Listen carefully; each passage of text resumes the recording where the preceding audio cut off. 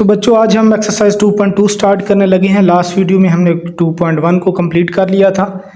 Question number 1 है हमारे पास, express each of the following in logarithmic form. हमारे पास ये बेसिकली एक्सपोनेंशियल फॉर्म के अंदर हमें जो है वो ये क्वेश्चन दिया गया है। इसको हमने क्वाड्रेटिक जो लॉगरिथमिक फॉर्म है उसके अंदर हमने इसको चेंज करना है। तो एक्सपोनेंशियल का आपको यहाँ से पता चल रहा है कि 10 पावर 3 लिखी हुई है, तो मतलब ये एक्सपोनेंशियल फॉर्म के अंदर है। अब इसको लॉगरिथमिक फॉर्म के अंदर कैसे हम चेंज कर सकते हैं, ये जो आपको अगर आप यहाँ पे सोल्यूशन अब अगर हम स्टार्ट करें तो एक दफ़ा हम पहले लिख लेते हैं अपने क्वेश्चन को। अब यहाँ पे देखें, आपके पास यहाँ पे बेस 10 है, पावर 3 है और इस तरफ आपको 1000 आंसर मिलता है ऑब्वियसली। तो आपने बेसिकली करना ही है कि आपने ये जो आपको 10 आपके पास है, ये जो बेस में है, जैसे आप दूसरी तरफ आपने पावर वाली साइड पे लॉग नहीं लगाना, दूसरी साइड पे लॉग लगाना है। तो जैसे ही आप ये करेंगे कि पावर को आप लिख लेंगे सिंपल यहाँ पे, ठीक है, 3 को, और जो उसकी बेस 10 है वो उसको दूसरी तरफ जाके जब आप लॉग लगाने लगेंगे, अब ये जब हम इक्वेशन इक्वल का साइन लगा के लॉग लगाएंगे तो यहाँ पे वो जो बेस 10 थी वो यहाँ पे अब लॉग के साथ आ जाएगी और ये 1000 आपने सेम लिख लेना है। ठीक है, क्लियर है। ये कंसेप्ट आपने पूरी एक्सरसाइज में क्या करना है, यूज़ करना है। ठीक है, नेक्स्ट अपना क्वेश्चन जो पार्ट है हमारा, एक दफ़ा सोल्यूशन में आप लिख लेते हैं अपने क्वेश्चन को। अब यहाँ पे देखें, सेम प्रोसीजर रहेगा। ये जो बेस 2 है, पावर 8 है और बेस 2 है, 8 को पहले आप लिख लें, 2 को आपने उस तरफ इक्वेशन के जाके लॉग की बेस में लिख लेना है। ठीक है, तो इक्वल लगाएंगे, लॉग की बेस लगाएंगे 2 और 256 हम क्या करेंगे, सेम लिख लेंगे। ठीक है, क्लियर है। यही जो है कंसेप्ट यूज़ होना है तीनों क्वेश्चन के अंदर। ठीक है, बस इनवर्स एक जगह पे हम इस कंसेप्ट को यूज़ करेंगे। ठीक है, तो यहाँ पे देखें सेम प्रोसीजर है, पार को आप लिख लें, -3 है पार। ठीक है, जो 3 बेस है उसको दूसरी तरफ आपने जाके लॉग की बेस में जाके लिखना है और 1/27 आप सेम लिख लेंगे। इसी तरह पार्ट नंबर 4 है, सेम प्रोसीजर है, एक दफ़ा सोल्यूशन में आप लिख लें क्वेश्चन को। अब यहाँ पे जो पावर 2 है वो आपने इस लिखनी है। ठीक है, और इसके बाद जो 20 है बेस में वो दूसरी तरफ इक्वेशन के जाके लॉग की बेस में जाके लगेगा और 400 आप क्या कर लेंगे, सेम लिख लेंगे। इसके बाद पार्ट नंबर 5 है। ठीक है, एक दफ़ा सोल्यूशन में लिख लें। अब यहाँ पे देखें, अगर आप तो पार आपकी -1/4 है तो सिंपल आप पार को लिख लें -1/4 और 16 को आपने दूसरी तरफ लॉग की जाके बेस में लगाना है। तो ये आपका सिंपल आंसर है। ठीक है, पार्ट नंबर 6 देखें, 11 पावर 2 इज इक्वल टू 121। एक दफ़ा सोल्यूशन में लिख लें। अब आप यहाँ पे देखें 11 पावर 2 है तो 2 को आप लिख लें पहले। ठीक है, और इक्वेशन इक्वल लगाकर 11 को उधर लॉग की बेस में लगा ले और 121। क्लियर है ना, सिंपल है, बस यही पैटर्न है। अब यहाँ पे P इक्वल टू Q पर R है, तो आप जिस तरह पहले फॉलो करते आ रहे हैं उस हिसाब से अगर हम देखें तो हम QR को पहले लिख लेते हैं, P को बाद में लिख लेते हैं, दोनों इक्वल तो हम लिख सकते हैं। अब पार R को आप पहले लिख लें, Q उधर जाके लॉग की बेस में लगा दें और P आप सेम लिख दें। क्लियर है। इसके बाद नेक्स्ट पार्ट है, एक दफ़ा सोल्यूशन में लिख लेते हैं। अब यहाँ पे इस क्वेश्चन के अंदर पार जो आपके पास है वो -1/5 है, उसको आप लिख लें और 32 जो बेस है वो इक्वेशन की दूसरी साइड पे ले जाके लॉग की बेस में लिख दें 32 और 1/2 सेम लिख लें। तो इस तरह आपका क्वेश्चन नंबर 1 जो है वो कंप्लीट हो गया है। इसके बाद हमारे पास क्वेश्चन नंबर 2 है, जो कि अभी जो हमने कंसेप्ट पढ़ा है उसी का रिवर्स करना है हमने, यानी जो काम हमने अभी क्या किया है उसी को अगर रिवर्स किया जाए तो आपको ये जो है वो एक्सपोनेंशियल फॉर्म के अंदर आप चेंज कर पाएंगे अपने लॉगरिथमिक फॉर्म को। वहाँ पे एक्सपोनेंशियल फॉर्म थी तो लॉगरिथमिक के अंदर चेंज किया था, यहाँ पे लॉगरिथमिक फॉर्म है तो होगी आपके पास, तो आपने उसको एक्सपोनेंशियल फॉर्म के अंदर क्या करना होगा, चेंज करना होगा। जैसे कि पहला पार्ट आपके पास log 5 125 इक्वल टू 3, एक दफ़ा लिख लें। अब यहाँ पे देखें बेस के अंदर 5 है, पहले वहाँ पे ये अब इधर जाके 3 की बेस में चला जाएगा, क्योंकि जब हमने पहले क्वेश्चन किए थे तो वहाँ से वो 5 3 की बेस से निकल के इधर 5 लॉग की तरफ आता था ना बेस में, तो अब रिवर्स काम करना है, 125 लिख लें। 5 जो उधर अभी लॉग की बेस में उधर जाके दूसरी तरफ 3 की बेस में चला जाएगा, तो ये आपने उससे इन्वर्स काम करना है। ठीक है, क्लियर है। नेक्स्ट देखें, अब यहाँ पर देखें बेस क्या है, वहाँ 2 है लॉग की, लॉग ख़त्म जैसे ही होगा तो ये 2 जाके दूसरी तरफ इक्वेशन के 4 की बेस में आ जाएगी। क्लियर है। इसके बाद नेक्स्ट पार्ट देखें, log base 23 1 equal to 0। Simple है, जैसे ही लॉग ख़त्म होगा तो जो उसकी बेस 23 है वो इक्वेशन की दूसरी साइड पे जाके 0 की बेस में चली जाएगी। इंतहाई सिंपल क्वेश्चन है, बस ये कंसेप्ट आपने इसको ध्यान से समझना क्योंकि क्वेश्चन नंबर 3 के अंदर भी ये यूज़ होने वाला है। यहाँ पे देखिए बेस 5 है, जैसे लॉग ख़त्म होगा बेस 5 जो है वो दूसरी तरफ जाके 1 की बेस में आ जाएगी। ठीक है, नेक्स्ट देखें, यहाँ पे अब आपके पास जैसे लॉग ख़त्म होगा तो जो बेस 2 है वो इक्वेशन की दूसरी तरफ जाके -3 की बेस में चली जाएगी। ये आप चेक भी कर सकते हैं, 2 पावर -3 को आप जब डिवाइड में लेके आएंगे तो 1/2 पावर 3 बनेगी, तो 2 पावर 3 आपको 8 ही मिलेगा। ठीक है, अब यहाँ पे देखें, जैसे लॉग ख़त्म होगा तो उसकी बेस जो 9 है वो दूसरी तरफ जाके 1/2 की बेस में चली जाएगी। इंतहाई सिंपल क्वेश्चन है ये।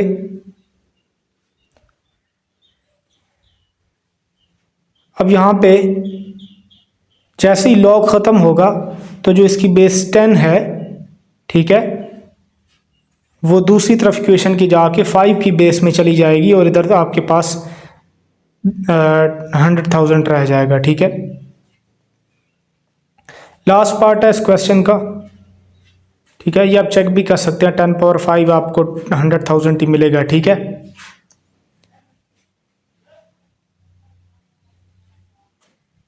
लास्ट पार्ट देखें इसका, एक दफ़ा लिख लें सॉल्यूशन में।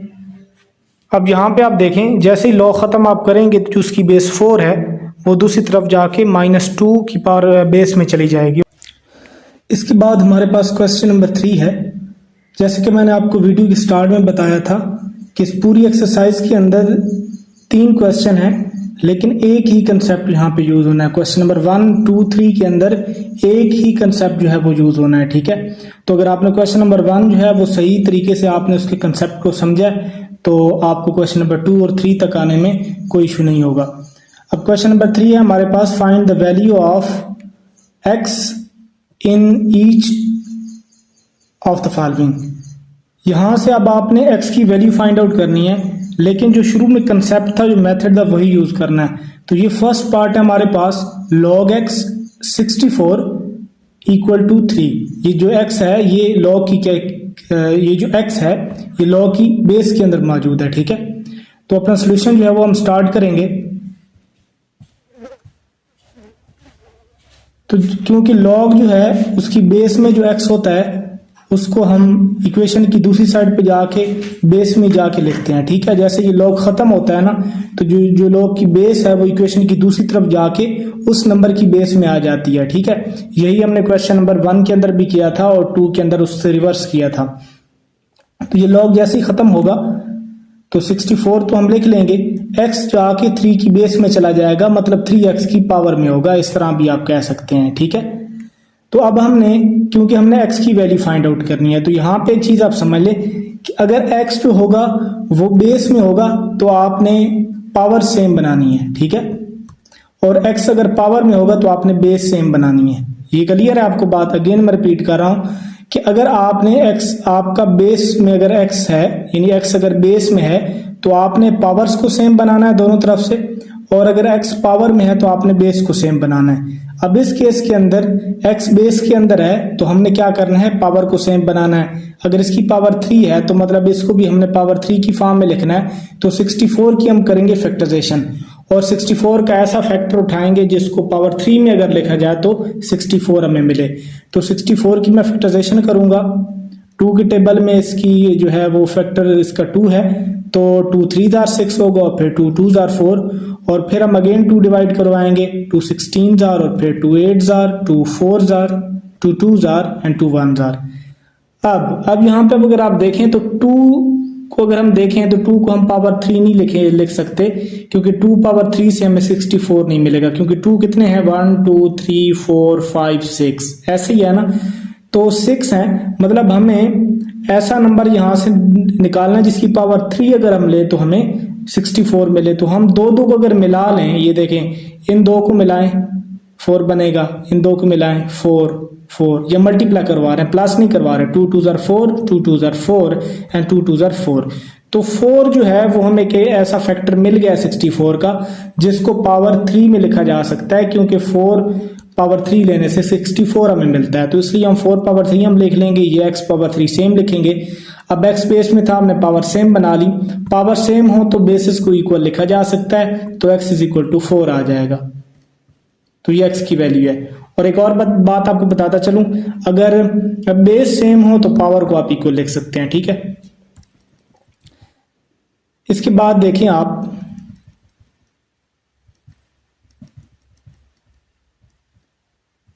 अब यहां पर सेम मेथड है कि जैसे ही लॉग खत्म होगा तो जो लॉग की बेस में जो 5 है वो उस तरफ जाके x की बेस में चला जाएगा, उस तरफ राइट हैंड साइड पर, तो 1 सेम लिखेंगे, x 5 जाके उधर x की बेस में चला जाएगा।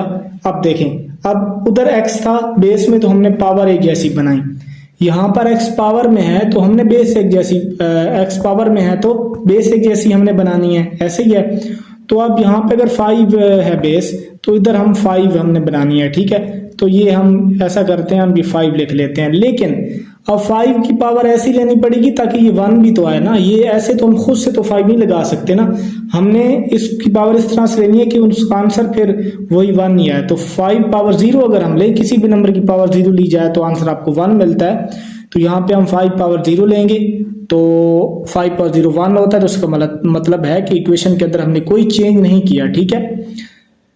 तो बेसिस सेम है, पावर्स को एक जैसा लिखा जा सकता है, x इक्वल टू 0 आप लिख सकते हैं, तो ये आपने x0 फाइंड आउट कर लिया है।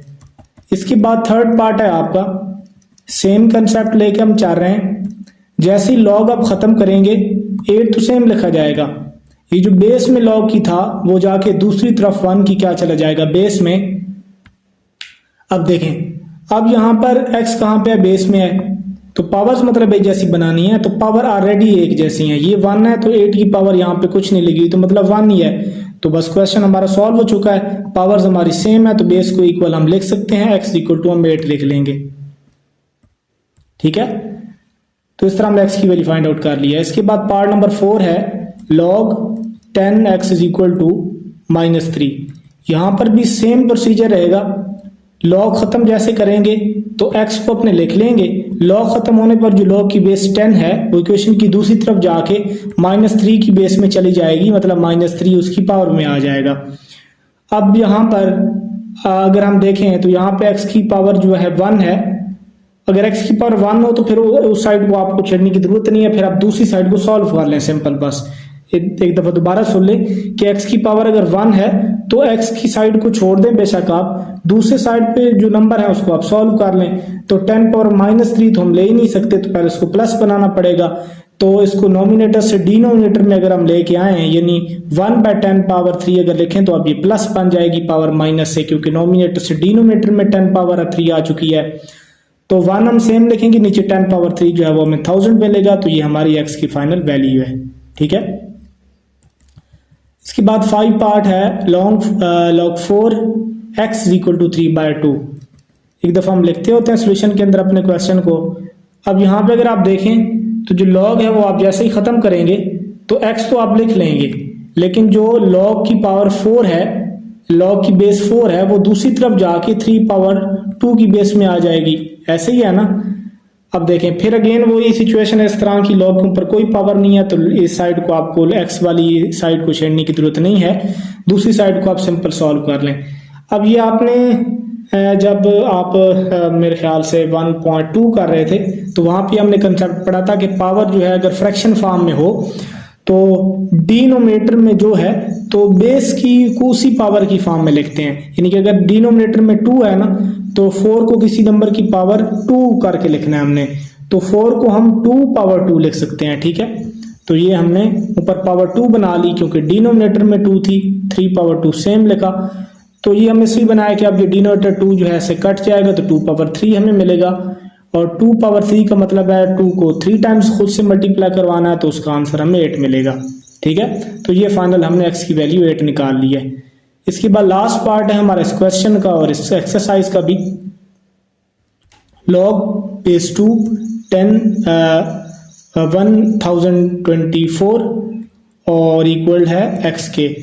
तो अगेन यहाँ पे आप लॉग को जब ख़त्म करेंगे ना तो ये 2 बेस जो है दूसरी तरफ x की बेस में चला जाएगा, इधर तो 1024 हम लिखेंगे ही, उधर 2 पावर x बनेगा। अब देखें सेम प्रोसीजर पिछले क्वेश्चन की तरह रहेगा, ये इस वाले क्वेश्चन की तरह। पावर में अगर x है तो उसका मतलब है हमने बेसिस को एक जैसा बनाना है। ठीक है, ये 2 बेस है तो इधर भी हमने बेस 2 बनानी है, तो कोई इशू ही नहीं है, ये हम लिखने लगे हैं अभी। अब देखें हमने 2 बेस तो लिख ली, लेकिन अब उसकी पावर क्या लें हम कि ये 1024 मिलना चाहिए, जिस तरह हमने यहाँ पे 5 लिख लिया था, तो फिर हमने कहा कि पावर इसकी क्या लें कि ये हमें 1 मिले। ठीक है, क्योंकि बैलेंस भी तो रखना है ना हमने उस चीज को, प्रीवियस इक्वेशन को। तो और आप कैलकुलेटर पे जब चेक करेंगे तो 2 पावर 10 अगर आप लें तो आपको 1024 मिलेगा। तो यहाँ पे मैं 2 पर पावर 10 लगाने लगा हूँ, तो बेसिस हमारी सेम है तो पावर्स को हम इक्वल लिख सकते हैं। तो पावर इक्वल जब हमने x इक्वल टू हम 10 लिखेंगे तो यहाँ से हमें x की वैल्यू जो है वो मिल जाएगी। तो इस तरह आपकी जो एक्सरसाइज है वो खत्म हो चुकी है। तो इंशाल्लाह नेक्स्ट वीडियो के अंदर हम अपनी एक्सरसाइज 2.3 को स्टार्ट करेंगे। और यहाँ पे एक और बात आप नोट कर लें कि अगर आप नोट्स इसके हासिल करना चाहते हैं अपनी 9th क्लास के किसी भी एक्सरसाइज के, तो डिस्क्रिप्शन में जो है वो लिंक भी मौजूद होता है हमारी वेबसाइट का, तो वहाँ से आप जाकर हैं जो वो एक्सरसाइज के नोट आप डाउनलोड कर सकते हैं आसानी के साथ, या आप हमारी जाके गूगल पर वेबसाइट जो है वो मैथ फर्स्ट लैब के नाम से आप अगर सर्च करें तो वो आपको वहाँ से मिल जाएगी। तो वहाँ से आप जाके नोट्स जो हैं वो किसी भी एक्सरसाइज के नोट्स आप बिल्कुल इसी स्ट्रक्चर के अंदर, जिस तरह भी हम वीडियो लेक्चर हमने जो है वो प्रिपेयर किया है, डिलीवर किया है, तो इसी शक्ल में यही नोट्स जो हैं वो आपको वहाँ से मिल जाएंगे। तो आपके लिए आसानी रहेगी कि आप इनको जिस तरह से आपके पास नोट्स हैं उसी तरह से आपके पास वीडियोस होंगी उस स्ट्रक्चर के अंदर। तो अगर आपको नोट्स के अंदर कोई इशू बनता है तो फिर आप आके वही वीडियो एक्सरसाइज की यहाँ सर्च कर सकते हैं और डायरेक्ट उसी जगह पे जाके आप वीडियोस को जाके देख सकते हैं और अपने कंसेप्ट को क्लियर कर सकते हैं। वीडियो देखने का शुक्रिया।